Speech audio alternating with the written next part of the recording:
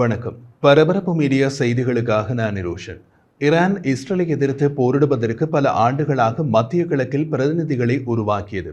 அதற்காக ஈரான் ஹெஸ்பொல்லாவிலும் பாலஸ்தீனிய இஸ்லாமிய ஜிகாத், ஹவுதிகள், ஹமாஸ் மற்றும் ஈராக்கிய ஷியா பிரிவு இயக்கங்களில் பெருமளவில் முதலீடு செய்தது.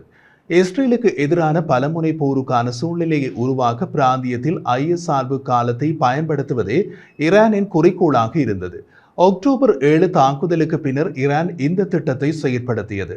வருடத்தின் பெரும்பகுதி ஈரானுக்கு எல்லாமே திட்டமிட்டபடி திருப்திகரமாக போவதாக தோன்றியது. அதே நேரத்தில் கடந்த 2 வாரங்களாக ஹெஸ்பொல்லாவுக்கு ஏற்பட்ட பின்னடைவுகள், செப்டம்பர் 27 ஹெஸ்பொல்லாவின் பொதுச் செயலாளர் ஹசன் நஸ்ரல்லா கொல்லப்பட்டது உட்பட டெஹ்ரானுக்கு பெரும் பின்னடைவாக மாறியுள்ளது. இப்போது ஈரான் ஒரு புதிய விளையாட்டு திட்டத்தை உருவாக்க வேண்டும் என்ற நிலை ஏற்பட்டுள்ளது. அதன் உக்தி இதுவரை தெளிவாக செயல்படுத்தப்படவில்லை. அக்டோபர் 7 பின்னர் மேற்கு கரையில் ஹமாஸை அதிகாரத்துக்கு கொண்டு வருவதற்கான ஒரு வழியாக காசாவிலிருந்து ஹமாஸ் தாக்குதலை பயன்படுத்த முடியும் என்று ஈரான் நம்புவதாக தோன்றியது. மேற்கு கரையில் உள்ள இயக்கங்களுக்கு ஆயுத கடத்தலை ஆதரிப்பதன் மூலம் இதை அடைய முயன்றது. அத்துடன் அந்த முனையில் ஜோர்டானை சீர்குலைக்க முயன்றது.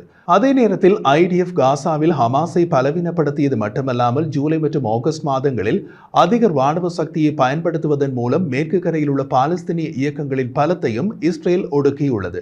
மொத்தத்தில் அக்டோபர் 7 என்ன நோக்கத்துக்காக ஹமாஸை ஈரான் இறக்கிவிட்டதோ அது தலைகளாக நடந்து முடிந்தது. ஹமாஸ் காசாவில் அதிகாரத்தை இழந்தது. அதன் தலைவர் இஸ்மாயில் ஹானியே மற்றும் தளபதிகள் துருப்புக்களை இழந்தது. காசாவில் சுமார் 50,000 பாலஸ்தீனியர்கள் கொல்லப்பட்டனர். இஸ்ரேல் தொடர்ந்து அங்கு ஹமாஸுக்கு அழிவுகளை ஏற்படுத்துகிறது. இவ்வளவை இழந்தும் மேற்கு கரையில் அதிகாரத்தை கைப்பற்ற முடியவில்லை. காசாவில் இருந்த அதிகாரம் கைவிட்டு போனதுதான் மிச்சம். ஜோர்டானுக்கும் தொல்லை கொடுக்க முடியவில்லை. மாறாக இஸ்ரேலை நோக்கி ஈரான் ஏவிய ஏவுகணைகளை அமெரிக்காவுடன் சேர்ந்து ஜோர்டானிய விமானங்களும் சுட்டு வீழ்த்தின. இஸ்ரேலின் எல்லையில் பலமான எதிரியாக ஈரானால் திட்டமிட்டு வளர்க்கப்பட்ட ஹமாஸ் இப்போது தமது இருப்புக்காக போராட வேண்டிய பலமற்ற நிலைக்கு போனது. செப்டம்பர் கடைசி 2 வாரங்களில் ஈரான் ஹவுதிகள் மற்றும் ஈராக்கிய ஷியா பிரிவு துருப்புக்கள் மீது சாய்ந்துள்ளது. ஹவுதிகள் இஸ்ரேல் மீது 3 ஏவுகணைகளை ஏவினார்கள். ஈராக்கிய ஷியா பிரிவு துருப்புக்கள் இஸ்ரேலின் ஈலாட்டை குறிவைத்து சில ராக்கெட்களை ஏவினார்கள். அவற்றால் பெரிதாக எந்த பாதிப்பும் கிடையாது. ஹமாஸ் மற்றும் பாலஸ்தீனிய இஸ்லாமிய ஜிகாத் காசாவில் பல தாக்குதல்களை நடத்தியதாக ஈரானிய சார்பு அல்மைடின் ஊடகங்கள் தெரிவித்தன. கான்யூனிஸில் நடந்த தாக்குதலையும் மத்திய காசாவில் உள்ள நெட்சாரின் வழித்தடத்தில் IDF படைகளை குறிவைத்து தாக்குதல் நடத்தியதாகவும் கட்டுரை சுட்டிக்காட்டியது. நெட்சாரின் பகுதியில் தாக்குதல் PIJ எனப்படும் பாலஸ்தீனிய இஸ்லாமிய ஜிகாத்தால் நடத்தப்பட்டது என்று கட்டுரை கூறுகிறது. ஈராக்கில் ஈரானிய ஆதரவு இஸ்லாமிய எதிர்ப்பு அமைப்பு இஸ்ரேல் மீது 4 சமீபகால தாக்குதல்களை நடத்தியதாக கூறியது. ஆளற்ற விமானங்கள் மற்றும் ராக்கெட்களை பயன்படுத்தியதாக அவர்கள் கூறினார்கள். தாக்குதல்கள் எதுவும் உண்மையில் இஸ்ரேலை சென்றடைந்ததா என்பது தெளிவாக இல்லை. இருப்பினும் ஈரானுக்கு முக்கியமானது என்னவென்றால் தாக்குதல்கள் வெற்றி பெறாவிட்டாலும் அது ஆதரிக்கும் இயக்கங்கள் இன்னமும் தாக்குதல்களை நடத்த முடியும் என்பதை காட்டுவதுதான். ஈராக்கிய ஷியா பிரிவு துருப்புகளும் சமீப நாட்களில் ஆளற்ற விமானங்கள் மூலம் ஈலாட்டை குறிவைத்து வருகின்றன. ஈரானின் IRNA அரசு ஊடகம் இஸ்ரேல் மீது தாக்குதல் நடத்த இயக்கங்களை ஒன்று திரட்டும் முயற்சியின் பல எடுத்துக்காட்டுகளில் இதுவும் ஒன்று என குறிப்பிட்டது. IDF-இன் தினசரி தாக்குதல்களால் பலவீனமடைந்த ஹெஸ்பொல்லா மேலும் தாக்குதல்களை நடத்தியதாக அறிக்கை வெளியிட்டது. அது சஃபேட் மற்றும் வடக்கு இஸ்ரேலில் உள்ள மற்ற பகுதிகளில் ராக்கெட்களை ஏவியதாக குறிப்பிட்டது. நேற்று இஸ்ரேலின் ரோஷ்வினா போன்ற பகுதிகளை குறிவைத்து ஹெஸ்பொல்லா 11 வெவ்வேறு தாக்குதல்களை நடத்தியதாக ஈரானிய சார்பு ஊடகங்கள் கூறின.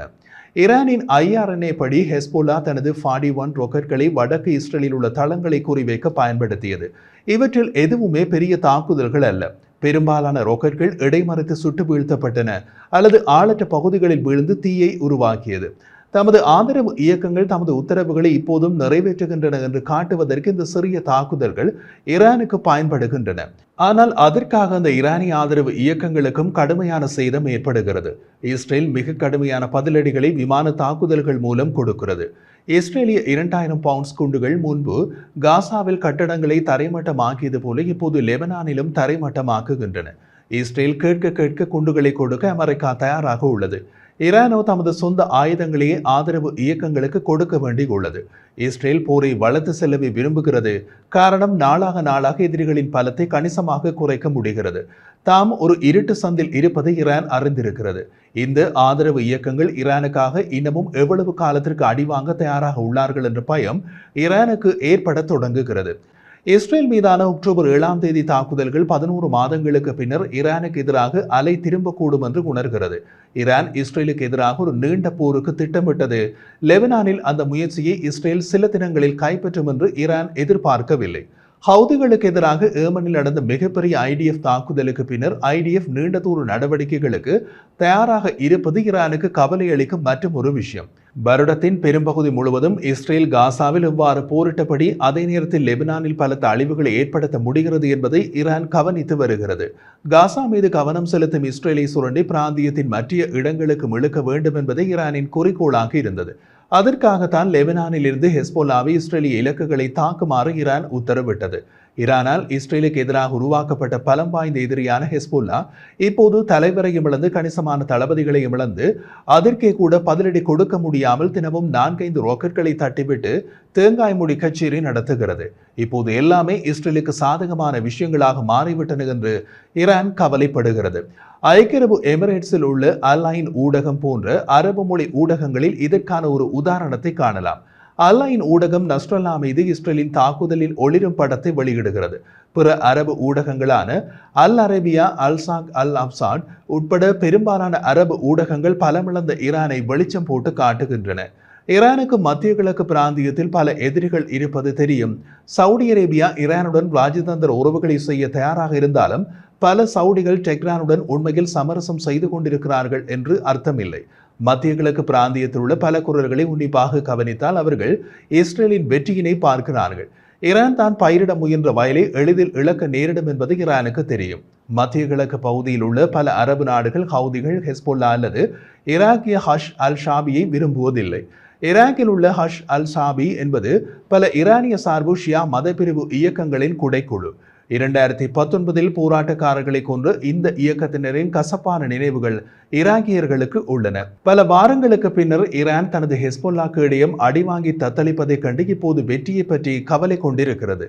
ஐடிஎஃப் லெபனானை தாக்கினால் டெஹ்ரான் உண்மையில் கவலைப்பட போவதில்லை. ஈரானின் முக்கிய கவலை மத்திய கிழக்கு பிராந்தியத்தில் பெரிய அளவான செல்வாக்கு மற்றும் கௌரவத்தை இழப்பதாகும்.